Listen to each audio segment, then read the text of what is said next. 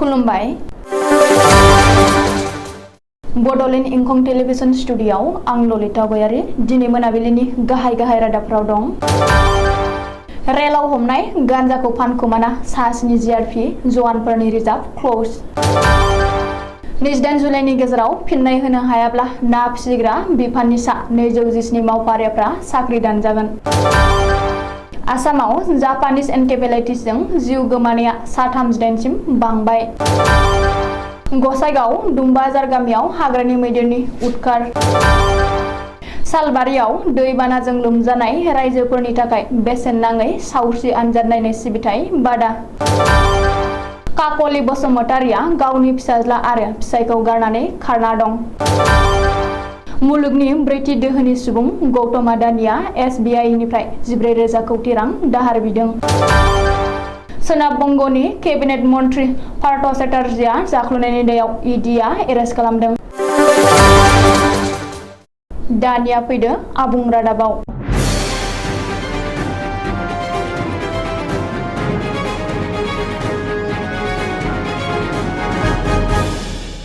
Kamakhya rail स्टेशननि सा-7 GRP जवानफोरनिफ्राय रिजार्भ क्ल'ज। रेलाव हमना मोननाय गान्जाखौ फानखोमानायनि दायाव सा-7 जिआरपि जवानफोरखौ रिजार्भ क्ल'ज खालामदों। रिपर्ट बादिब्ला थांनाय 2 जुलाइखालि कामाख्या स्टेशनाव गंसे रेलनिफ्राय जब्द खालामनो हानाय गोबांथार बिबांनि गान्जाखौ उननि समाव सासे सुबुंनो फानहरखोमादोंमोन। नाथाय गान्जा फानखोमानानै कामाख्या जिआरपिनि हम गार्ड जवान पुर्ण दासआ हमजायो। उननि समाव रेलाव जब्द खालामनो हानाय गान्जाखौ फानखोमानाय जाथायाव गुबुन सा-7 जिआरपि जवानफ्राबो लोब्बा थानाया सोराङाव फैयो आरो दायनिगिरि जिआरपि जवानफोरखौ साजा महरै रिजार्भ क्ल'ज खालामना होनाय जायो। गान्जा फानखोमाना रिजार्भ क्ल'ज खालामजानाय जिआरपि जवानफोरखौ बलेन बर्मन, अमल कलिता, प्रणब बसुमतारी, सत्य दास, शैलेन काकति, कुलदीप डेका आरो इस्माइल आली होननानै सिनायथिनो हादों। आसामनि ना फिसिग्रा बिफान एबा आसाम फिसारि डेभेलपमेन्ट कर्प'रेसन AFDCआव आयेन बेरेखायै थिसनथाइ होनायनि हेंथायै सांग्रां जादों मन्त्रि परिमल शुक्लबैद्यआ। फैगौ 28 जुलाइनि गेजेराव फिन्नाय होनो हायाब्ला AFDCआ 217 मावफारियाफोरनि साख्रिया दानजागोन। ना फिसिग्रा बिफाननि मन्त्रि परिमल शुक्लबैद्यआ दिनै हाइलाकान्दियाव दावबायनाय समाव बे बाथ्राखौ खौरांगिरिनि सिगाङाव बुंदों। परिमल शुक्लबैद्यआ बुंदों दि AFDCआ आलादायै खामानि मावदोंब्लाबो बियो ना फिसिग्रा बिफाननि सिङावनो गोग्लैयो। रायजो सोरखारा बे कर्प'रेसननि थिसनथायाव जानाय बेले-बेजेखौ नायबिजिरनो थाखाय रायजोनि एडिशनेल चिफ सेक्रेटारिनि दैदेननायाव 4 सोद्रोमानि कमिटि दाना होनाय जादोंमोन आरो बै कमिटिआ गथायनाय रिपर्ट बायदियै थिसनथाइ होनाय सा 220 नि गेजेराव 217 आनो आयेन बेरेखा। मख'नो गोनांदि आयेन बेरेखायै थिसनथाइ मोननाय 217 सा मावफारियाफोरनो रायजो सोरखारा नटिस दैथायहरबाय आरो 28 जुलाइनि गेजेराव फिन्नाय होनो बिथोन हरबाय।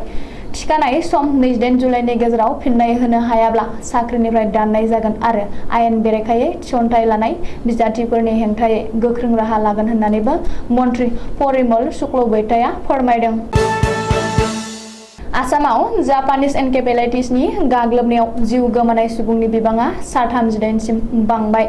बे रिपर्टखौ फोसावदों नेशनेल हेल्थ मिशन सुंद'यै NHMआ। NHMनि रिपर्ट बायदियै थांनाय 24 घन्टानि गेजेराव रायजोआव गोदानै 15 सुबुंनि देहायाव जापानिज एनकेफेलाइटिस पजिटिभ मोननो हादों। बेजों लोगोसे रायजोआव जापानिज एनकेफेलाइटिसजों गाग्लोबजानाय बेमारिफोरनि बिबाङा सा-251 सिम बांबाय। सोरखारि रिपर्ट बायदियै थांनाय 1 जुलाइ खालारनिफ्रायनो रायजोआव जापानिज एनकेफेलाइटिसनि गाग्लोबनायाव सा-38 बेमारिफ्रा जिउ गोमाबाय। बिनि अनगायैबो रायजोनि मोन 20 जिल्लायाव 239 निबो बांसिन जापानिज एनकेफेलाइटिसनि एक्टिभ बेमारिफोर दं। ओरैहाय रायजोआव जापानिज एनकेफेलाइटिस होबथानायनि थाखाय NHMआ जिल्ला रेपिड रेसपन्स टीम दानो थाखायबो NHMआ बिथोन होदों। गसाइगाव महकुमानि सिङाव थानाय भारत भुटान सीमा सेरनि दुमबाजार गामियाव हाग्रानि मैदेरनि उदखारि दिनै फुंनि 2 रिंगासो समाव दुमबाजार गामियाव मासे हाग्रानि मैदेरा फैनानै उदखार खालामफैदों।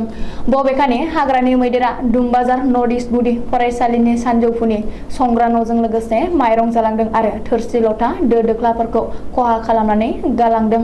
लोगोसे साखाथि गामि बांतिजरा गामिनि बुद्धिमान किस्पता आरो गान्द्रा एककानि थाग्रा न'खौ हाग्रानि मैदेरा सिफायनानै गाज्रियैनो थेर बेथेर खालामनानै गालांदों।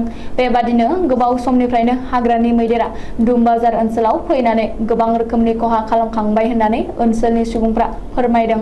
बबेखानि हाग्रानि मैदेरा ओनसोलाव गय बिफां, थालिर बिफां, माइ आबाद बायदि बायदि खहा खालामलांबाय होननानै फोरमायदों गामिनि थागिरि समेरन नार्जारिया। बाक्सा जिल्लानि सालबारियाव सालबारि जिल्ला कमिटि इउपिपिएलनि मावखुलियाव सालबारि टिसिएलसिसि आरो सालबारि ब्लक इउपिपिएलनि बानजायनायाव आरो गुवाहाटी आयुर्सुद्रा सुपार स्पेशेलिटी हस्पिटालनि हेफाजाबाव दिनै दैबानाजों लोमजानाय रायजोफोरनि थाखाय बेसेन नाङै सावस्रि आनजाद नायनायनि सिबिथाय बादा लानाय जादों। बे सावस्रि आनजाद नायनाय सिबिथाय बादाखौ बेखेवनानै होयो मिरु सोरखारि उकिल सन्जय कुमार मेटिया। बे सावस्रि आनजाद नायनाय सिबिथाय बादायाव माखासे गुन गोनां डाक्टारफ्रा बेसेन नाङै सावस्रि आनजाद नायनायजों लोगोसे बेसेन नाङाजासे मुलिबो राननानै होदों।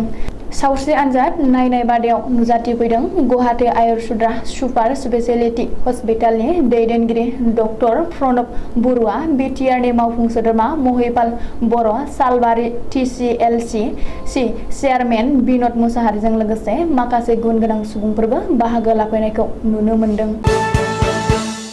कक्राझार जिल्ला गसाइगाव महकुमानि सिङाव थानाय रामदेव गामिनि थागिबि प्रितिश बसुमतारीनि आंगो बिसि काकलि बसुमतारीया थांनाय मंगलबार साननिफ्रायनो फिसाय आरो 12 बोसोरनि फिसाज्ला बितानजल बसुमतारीखौ गारना खारनानै दं।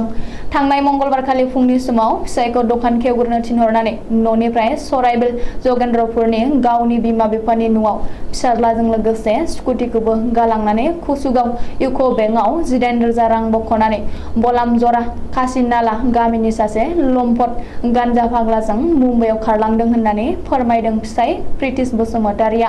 मुम्बाइआव थांनायनि उनाव फिसाज्ला आरो फंबायनि जानबुङाव आंखौ लानानै जिंगा दासि आरो फिसाज्लाया दा गाबथों होननानै SMS हरदों होननानैबो फोरमायदों फिसाया।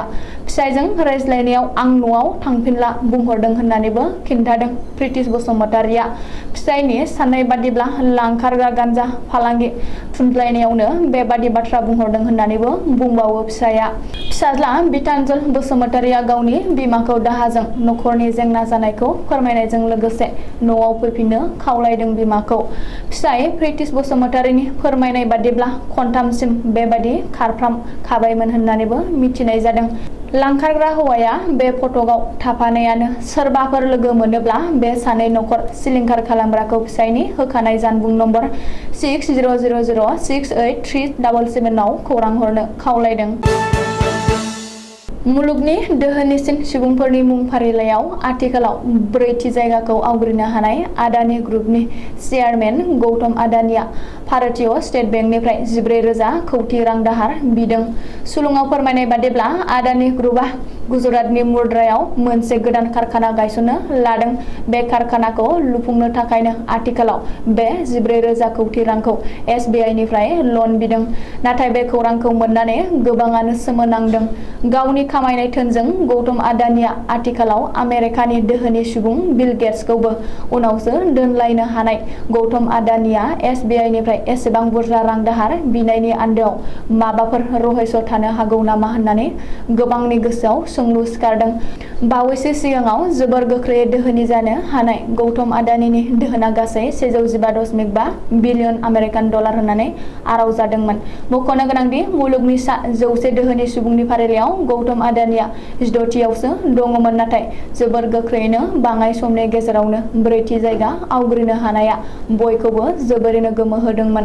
नाथाय दा SBI निफ्राय 14 कौटि रां दाहार बिनाय खौरांखौ खोनानानै बांसिन सोमोफिनहोनो गोनां जादों। मानो होनोब्ला बेनि सिगाङाव गोबां कर्परेटरफ्रा बेंकनिफ्राय दाहार लायै लायै खामानि मावलांनायनि उननि समाव बेंकनि ऋणखौ सुख'आजासे खहा दिन्थिफ्लानानै सोरखारनिफ्राय रेहाय बिनाय एबा होआजासे थानायनि गोबां बिदिन्थिबो दं।